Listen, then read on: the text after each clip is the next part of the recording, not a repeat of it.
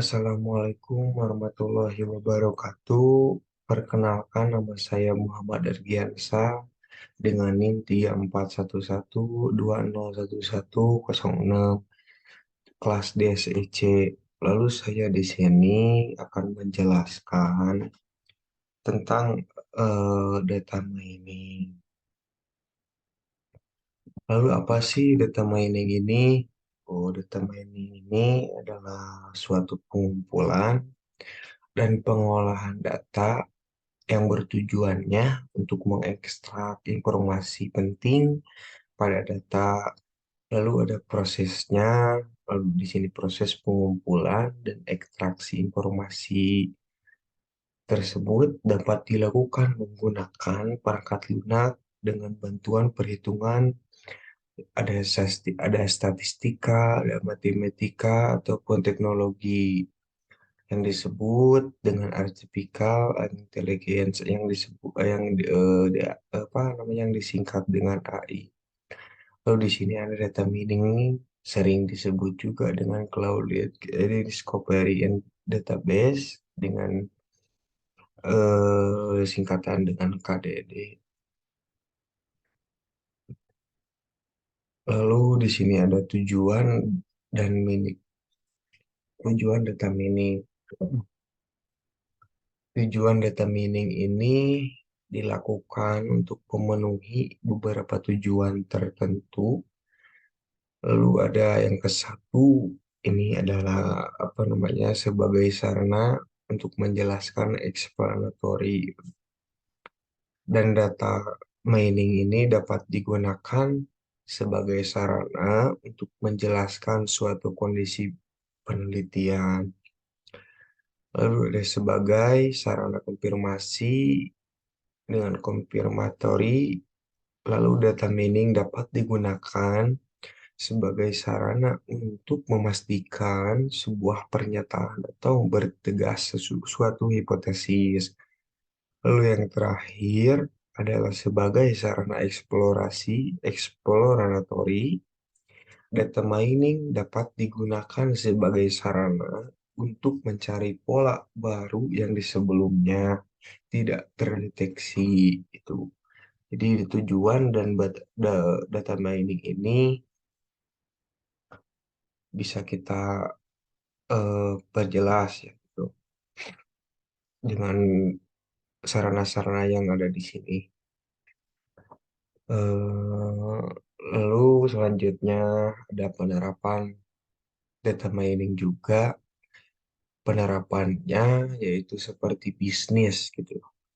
Yang dimana dalam faktor bisnis ini biasa data mining digunakan untuk pemasaran, lalu ada analisis pasar, dan analisis kebutuhan pelanggan. Mari kita bahas persatu tentang bisnis ini. Yang ke satu adalah pemasaran.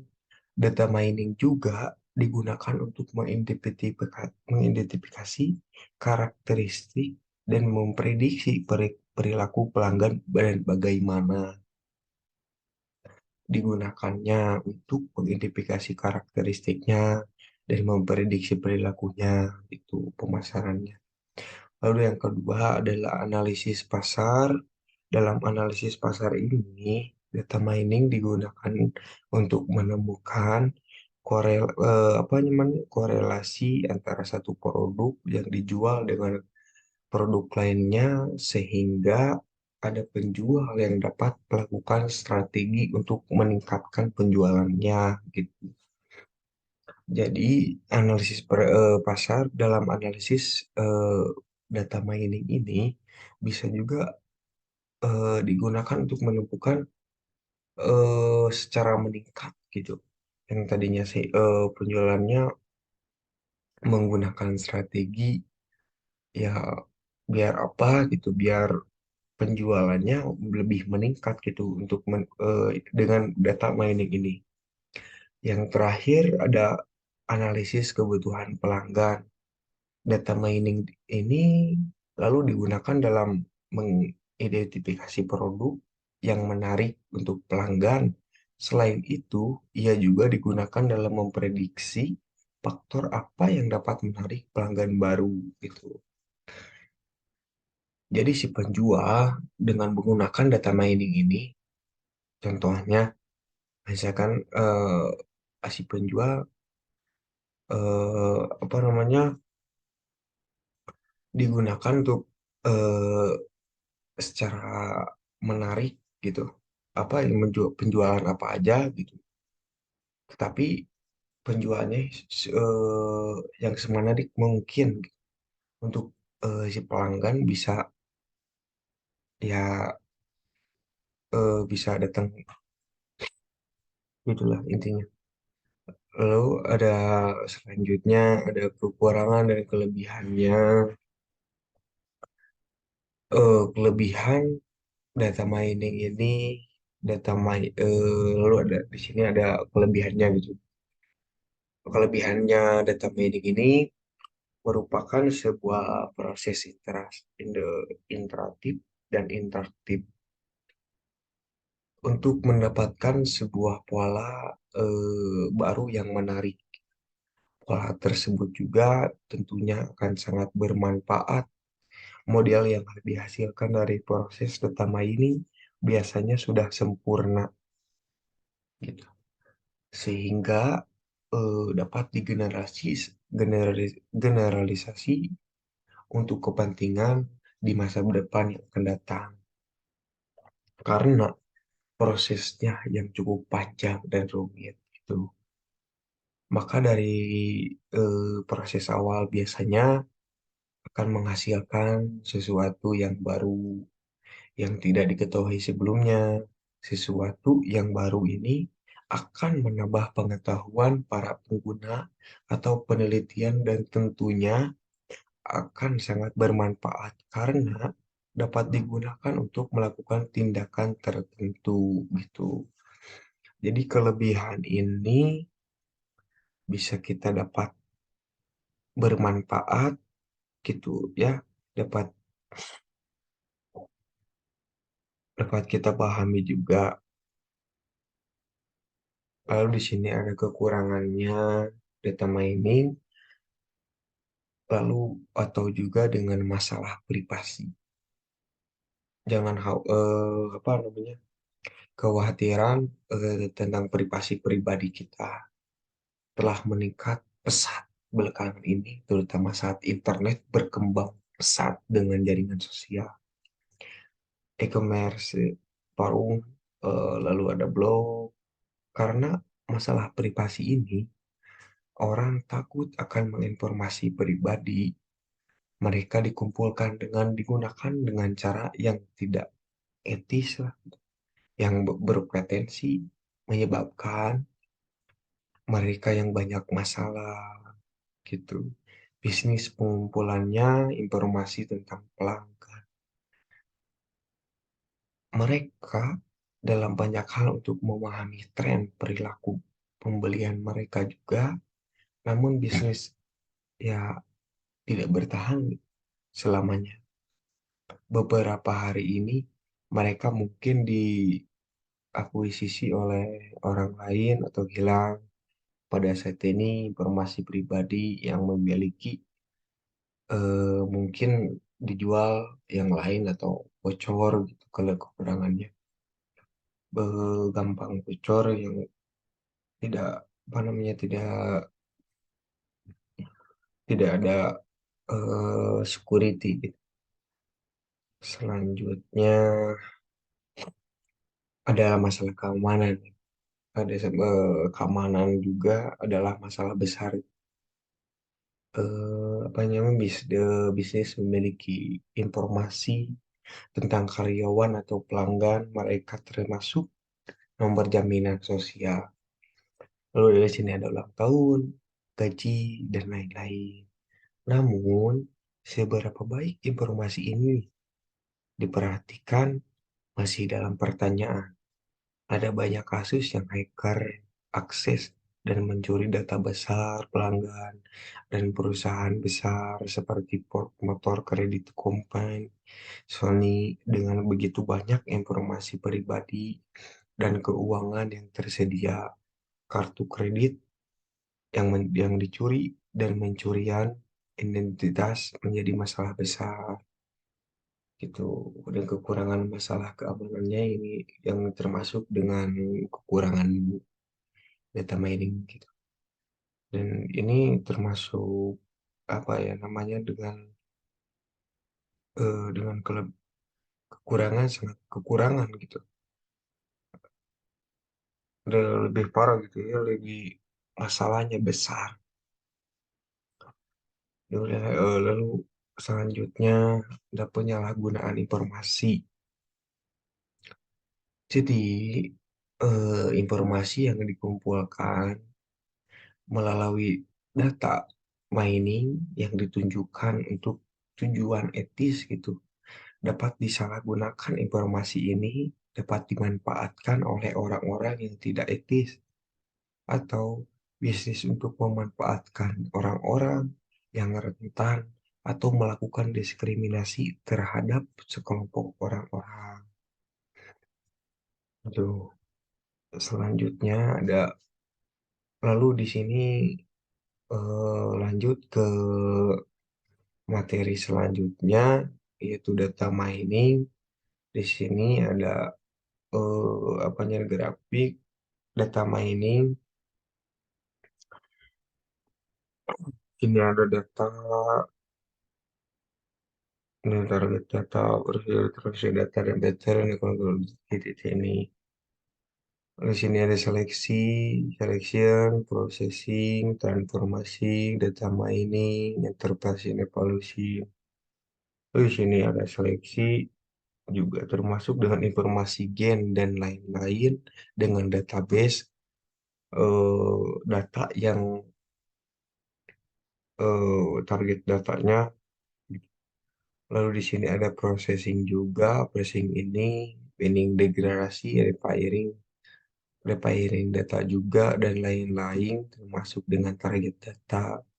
Lalu di sini ada transformasi, transformasi dengan smoothing, normalisasi dan lain-lain dengan processing data. Dan ada data mining, lalu ada data mining ini termasuk dengan asosialisasi klaster gitu, klarifikasi dengan transformate data. Di sini ada input informasi evaluasi, di sini akurasi error, di sini ada akurasi error, measure dan grafik dan lain-lainnya. Lalu di sana pattern kenal kininya di sini gitu. Lalu selanjutnya ada mana ini latar belakangnya dulu ya. Melimpahnya data, terciptanya data dari tol otomatis dan teknologi eh, berbasis data sehingga jumlah yang tercatat dalam basis data ini atau media penyimpanan lain semakin besar penyimpanan dengan tabel di bawah ini ada tahun 1960-an ini data koleksi, database, kreasi, LMS, dan network DBMS. Lalu ada meningkat lagi di tahun 1970-an. Di dunia ada relation data model, relation DBMS, lalu implementation dan meningkat semakin meningkat dengan 1980. Di tahun ini ada RDBMS, Advanced Data Model, Extended Relasi no, OO itu ya reduktif dari ETC di 1990-an. Dan ada data mining data, warehousing, multimedia, database, and web databases. Dan di tahun 2000-an ini stream data management dan and mining dan data mining with a variety of application web technology and global information system. Jadi di mana melimpahnya data ini terciptanya dari itulah otomatis teknologi basis sehingga jumlahnya tercatat dalam berbasis data eh, basis data ini media penyimpanan yang semakin besar semakin di tahun ini semakin meningkat drastis gitu ya kelihatan di tahun ini sangatlah semakin membesar atau dengan meningkat. Lalu di sini ada walaupun data teramat melimpah, namun yang diolah menjadi teknologi sangat sedikit solusinya. Data mining, wah, interaksi teknologi yang menarik dalam bentuk luar, regularities, pola, konten, dan lain-lain dari data yang tersimpan dalam sejumlah besar basis data. Nah, di sini ada lanjut dengan materi selanjutnya ada perkembangan data. Di sini ada organisasi, ada Walmart, ada Google, ada Yahoo, ada NASA, satelit, ada NCBI, Genbank, ada Prensi Telekom, ada Uklen, Tri, ada AT dan Tekor. Ini sebuah perkembangan data eh, tahun ke tahun gitu. Warma ada skala skalanya ini ada 20 miliar transfer dan Google ini ada 8,2 billion web page. Ada Yahoo 10 giga web. Ada NASA NASA satelit dengan 1,2 TB die. NCBI Genbank ada 22 miliar generik. Terus dari Persi Telekom ada 2,92 TB. UKTLN ada registrasi 18,3 TB. Ada AT dan Telkom 26,2 TB. Dan data mens ini. Lalu selanjutnya ada pertumbuhan eh, ini dengan apa namanya dengan pertumbuhan data itu ada astronomi yang ditumbuhkan gitu dengan surga digital dengan Sky Service di Neo Mexico tahun 2000, 2000-an dengan skala 140 TB over 10 year dan ada biologi dan kedokteran juga dan di sini ada tabelnya eh, bisa kita lihat kilobyte KB 10/3 ada megabyte MB ada 10,6 gigabyte ada 10,9 terabyte ada 10,12 petabyte 10,15 byte exabyte dan 10,18 gigabyte ada 10,21 yottabyte ada 10,24 dia bermacam-macam byte untuk berbeda-beda pertumbuhannya. Lalu ada di sini datangnya tsunami data. Lalu di sini datangnya tsunami data ini mobil elektronik market smartphone ini berkembang bukan berkembang sih. Iya maksudnya baru gitu mobil 7B smartphone subskripsi di 2015 ada web dan social network generatif Ambon update Google. Ini ada Google Processes dengan 100 PB per day, yaitu dengan 3 miliar server server. Ada juga dengan Facebook Hash dengan 300 PB user date per day. Dulu ada YouTube Hash dengan 1000 PB video store. Ini yang rame-ramenya dengan YouTube dengan Somedit. Di sini ada definisi data mining ini adalah suatu proses yang memperkerjakan suatu atau lebih dengan teknik-teknik pembelajaran komputer dan machine learning untuk menganalisis dan menginteraksi pengetahuan, knowledge secara otomatis. Dan data mining merupakan proses interaktif dan interaktif untuk menemukan pola atau model yang baru, bermanfaat dan dimengerti dalam suatu database yang sangat besar, yaitu itu masif database.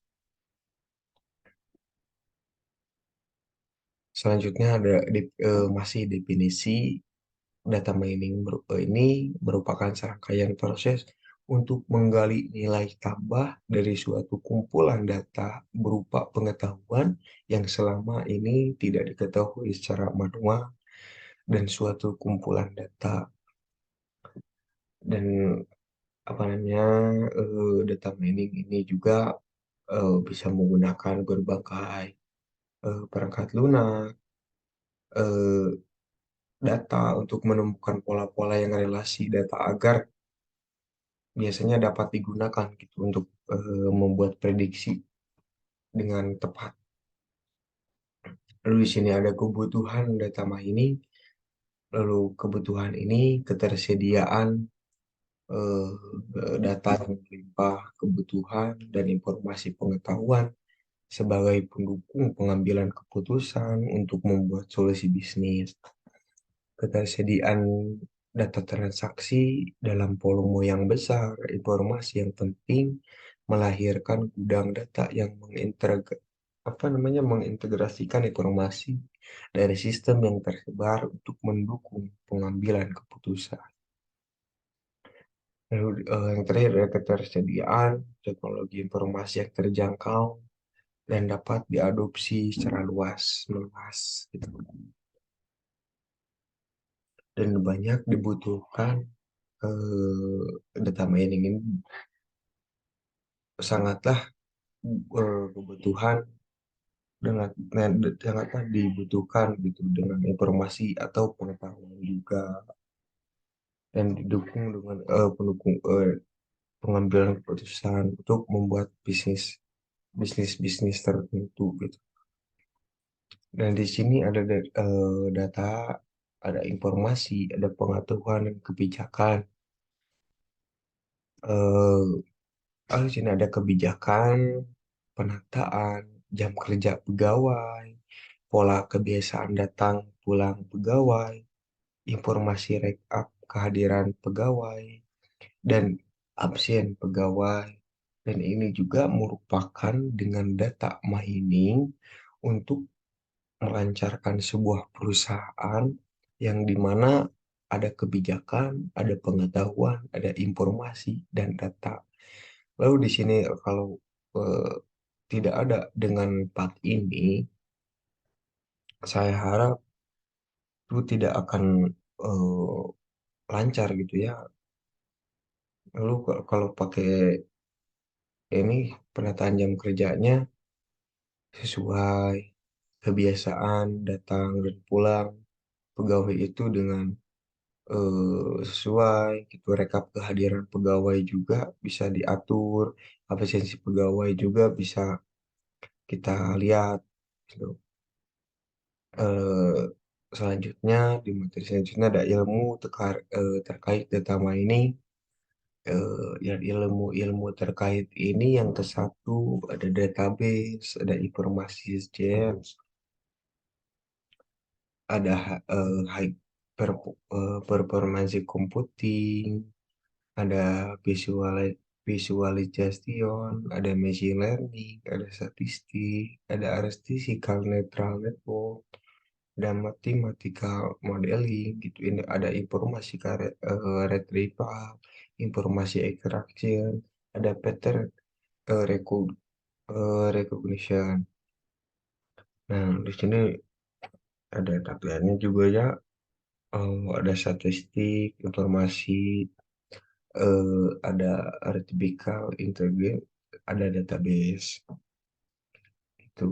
Dan di sini data ekstraksi, ada learning, ada basic, ada large data, dan semua itu dengan berpengaruh dengan data mining.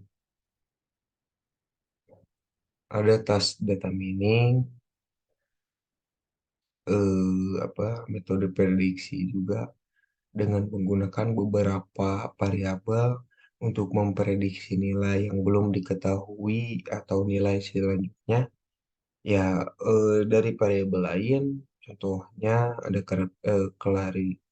klasifikasi, ada regresi, dan kedua ada metode deskripsi, lalu menemukan pola deskripsi dari data yang dapat diinterpretasikan oleh manusia, yaitu contohnya ada klasterisasi, asosiasi, dan pola. Lalu selanjutnya ada penerapan data mining untuk memprediksi harga saham. Lalu di sini ada memprediksi pelanggan potensial, ada mendeskripsikan persaingan pasar, ada membuat promo suatu produk, ada mendeteksi transaksi mencurigakan dan mengidentifikasi layanan kesehatan dan lain-lain. Ada perusahaan pengolahan pengetahuan, di sini ada Uber atau dengan leksi taksi lah itu yang atau Gojek gitu. Ada Google ke Google, di sini ada Alibaba, ada Airbnb, ada Gojek, perusahaan angkutan umum yang tanpa memiliki kendaraan. Hmm, nih, adik, kalau Airbnb ini tuh apa namanya untuk hmm, melihat-lihat kayak hotel gitu, kayak hotel untuk check in. Dan yang kalau Gojek ini aplikasinya bisa lah semuanya bisa lancar gitu. Dengan teknologi ini kita bisa lebih mudah gitu dengan data mining ini. Dan data mining test and knowledge in general, ada tabelnya di juga, di sini ada yang potensial, values and support, business decision. Di sini ada decision making, ada data presentation, ada data mining, ada eksplorasi, ada data processing, dan data integrasi, dan data workforce. Dan terakhir data sources, ada end user, business analysis, dan data securities, dan DBA dan DBE.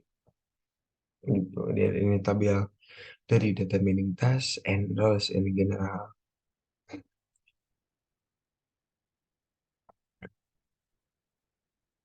Selanjutnya ada jenis data yang dapat diolah. Yang ke satu ada database, ada data warehouse, ada data transaksional. Yang kedua data trim, ada data dan sensor data. Selanjutnya data tim series data, temporal data, sequence data, lalu struktur data, graf, social network, dan database link. Lalu ada objek relasi database gitu, ada spatial data, ada spatiotemporal data, multimedia database, text database, the World Wide Web. Lalu sini ada selanjutnya materi selanjutnya ada metode KDD. Kalau KDD itu adalah Knowledge Discovery in Database, adalah keseluruhan proses untuk mencari dan mengidentifikasi pola dalam data, di mana pola ini bisa ditemukan dapat apa itu dibermanfaatkan dan dapat dimengerti juga. Lalu ada KDD berhubungan dengan teknis integrasi, interpretasi, dan visualisasi dari pola-pola sejumlah kumpulan data. Nah, di sini ada metode KDD-nya. Ada yang ini ya, bisa kita lihat apa namanya yang barusan gitu ya. Ini termasuk dengan metode KDD juga. Selanjutnya ada selection. Lalu di sini selection juga menciptakan himpunan data target, pemilihan himpunan data atau memfokuskan pada subset variabel atau sampel data di mana penemuan discovery akan dilakukan secara hasil seleksi disimpan dalam suatu berkas secara terpisah dari basis data operasional. Ke selanjutnya ada preprocessing. Preprocessing ini dan cleaning data merupakan operasi dasar yang dilakukan seperti penghapusan noise. Proses cleaning juga mencakup antara lain membuang duplikasi data, memeriksa data yang inkonsisten, dan memperbaiki kesalahan pada data seperti kesalahan cetak mencetak. Yang terakhir ada data bisa diperkaya dengan data atau informasi eksternal atau relevan. Lalu selanjutnya ada transformation. Lalu di sini ada transformation ini merupakan proses integrasi pada data yang telah dipilih sehingga data sesuai untuk proses data mining merupakan proses yang sangat tergantung pada jenis atau pola informasi yang akan dicari pada basis data. Lalu di sini ada data mining. Yang ke satu adalah pemilihan tugas data mining merupakan pemilihan goal dari proses KDD, misalnya karakterisasi karakterisasi, ada klarifikasi, regresasi, clustering, ada sosialisasi, dan lain-lain. Ada proses data mining, yaitu proses mencari pola atau informasi yang menarik dalam data terpilih dengan menggunakan teknik, metode, atau algoritma tertentu yang bervariasi. Pemilihan teknis metode atau algoritma yang tepat sangat bergantung pada tujuan dan proses KDD secara berkeseluruhan. Selanjutnya ada inter, interpretation evaluasi, yaitu menerjemahkan pola-pola yang disingkat dari data mining atau pola informasi yang dihasilkan perlu ditampilkan dalam bentuk yang mudah atau dimengerti. Yang tahap ini melakukan pemeriksaan apakah pola atau informasi yang ditemukan bertentangan dengan fakta atau hipotesis yang ada dalam sebelumnya.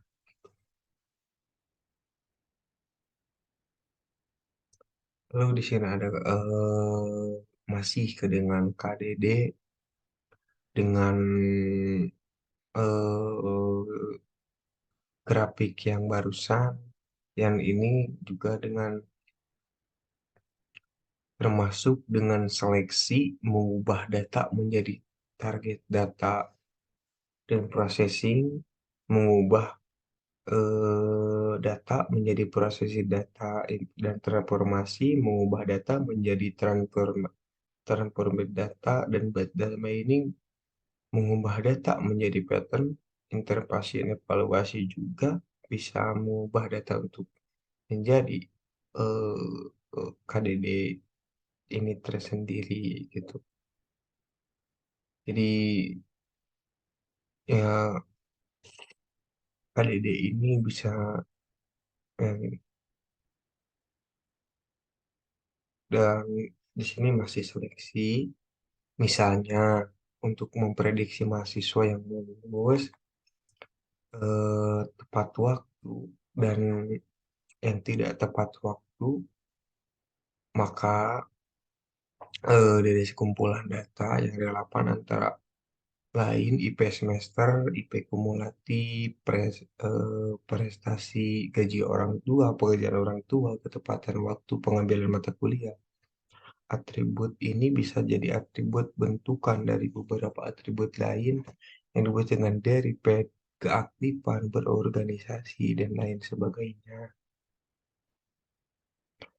Lalu penentuan seleksi ini dapat dilakukan oleh expert atau menggunakan metode tertentu, misalnya buat seleksi atribut correlation, informasi game, dan score and ANOVA analysis and variance sering disebut dengan filter seleksi. Lalu mengapa harus dilakukan? Karena dimensi data yang besar dan menghindari kalkulasi dan perhitungan untuk atribut yang tidak relevan, di mana dapat mempengaruhi hasil yang ingin dicapai. Di sini ada skala pengukuran nominalnya dan skala nominal merupakan skala pengukuran paling rendah. Angka-angka yang tersaji dalam skala nominal hanya sebagai pergolongan agar dapat dibedakan saja dan tidak pengukuran besaran. Sebagai contoh, dalam perkodean jenis kelamin, kode satu untuk laki-laki dan nol untuk perempuan hanya untuk membedakan antara laki-laki dan perempuan saja dan tidak berhenti dengan nilai laki-laki lebih tinggi daripada perempuan. Jika pun kebalik, kode satu untuk perempuan dan nol untuk laki-laki, makna tidak akan berubah. Di sini ada skala ordinal, sama dengan skala nominal juga, hanya saja yang dapat membedakannya yaitu skala ordinal sudah mempunyai urutan tingkat. Dalam skala ordinal itu angka 1 memiliki nilai yang lebih tinggi daripada 0. Meskipun demikian, jarak antara 0 dan 1 tidak bisa dijelaskan, yaitu contohnya skala ordinal adalah tingkat kepuasan, misalnya dalam informasi analisis, yaitu sangat puas, sangat sangat puas, puas, cukup puas, dan ataupun tidak puas dengan sangat tidak puas. Ya, angka-angka ini memiliki makna bahwa 2 lebih besar dari 1,3, lebih besar dari 2 dan 1, dan seterusnya, tetapi jarak atau selisih antara 1 dan 2 dan 3 dan lainnya itu mempunyai makna yang tertentu. Dan selanjutnya ada skala pengukuran, masih dengan skala pengukuran interval. Pada skala interval ini atau skala selang, angka-angka yang disajikan dengan menunjukkan tingkatan dan angka yang berurutan memiliki interval jarak yang sama. Ciri utama skala interval adalah tidak mempunyai titik dasar nol mutlak sehingga operasi perbandingan tidak dapat dilakukan. Contoh skala interval adalah pada pengukuran suhu dengan standar derajat Celcius, suhu 40% dan 20 memiliki selisih yang sama dengan suhu 80 dan 60 yaitu 20%. Akan tetapi suhu 40% tidak berarti 2 kali lebih panas dari 20%. Demikian juga bahwa suhu 0% tidak berhenti bahwa tidak memecah panas. Yaitu ada rasio. Skala rasio merupakan skala pengukuran tertinggi. Selain dapat membedakan menunjukkan tingkatan dan memiliki interval yang sangat antara dua nilai yang berurutan, skala rasio dapat dibandingkan dengan karena mempunyai nilai dasar nol mutlak. Contohnya adalah tinggi badan, harga barang, dan jumlah produksi dan lain-lain. Di sini ada skema keempat skala data yang ditunjukkan dalam tabel berikut ini. Ada nominal, ordinal, interval, rasio yang barusan. Yang dapat dibedakan antara dituturkan dan memiliki interpretasi yang sama yang dibandingkan. Nih, ada informasi gen digunakan untuk melihat keterkaitan suatu atribut dengan atribut lainnya atau dengan atribut kelas. Lalu ada misalkan apakah atribut IPK terpengaruh dengan hadap kelas lulus tepat waktu, ya atau tidak. Dikenakan juga dengan sebutan mutual atau informasi MI, peatur seleksi dengan teknis yang dikatakan suatu atribut dinyatakan memiliki ketergantungan dengan atribut lain apabila nilai informasi gen 1 dan dikatakan dengan memiliki ketergantungan sama sekali jika informasi gen hanya 0.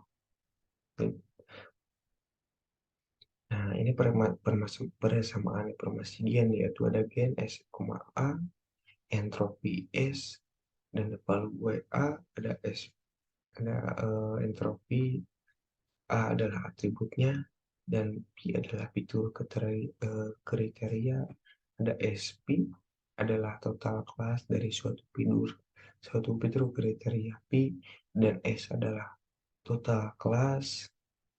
Entropi S ada entropi total, entropi dari fitur kriteria. Nah,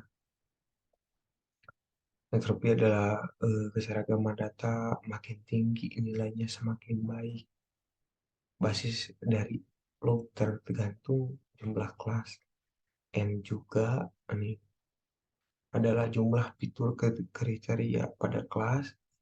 PI nah, adalah rasio jumlah sampel dan kelas type dan kelas I terhadap total sampel pada himpunan data. Nah, ini ada tabel contohnya, contoh menghitung yang tadi yang nah ini ada yang bagus, ada yang sedang rendah ya bukan. Nah, ini masih masih contoh contoh entropinya. Nah, ini hasil penghasilannya, contoh hitungnya dan urutannya. Baru sama gen, umur mahasiswa, umur lagi, penghasilannya berapa gitu. Nah, ini hasilnya yang barusan kita hitung dijumlahkan menjadi umurnya dari sini, mahasiswa, umur, penghasilan. Dan ada kesimpulan dari contoh tersebut adalah bila threshold yang kita pakai adalah nil IG 0,2, maka atribut yang akan digunakan dalam klasifikasi nantinya adalah atribut X1, X2, dan X3 dengan color sebagai kelas lain. Seleksi yang terima kasih atas pengertiannya, atau mohon maaf bila ada kesalah kataan atau apabila kurang gitu, ada apabila dengan kekurangan saya mohon maaf. eh Tapi kalau hidayah, wassalamualaikum warahmatullahi wabarakatuh. Terima kasih.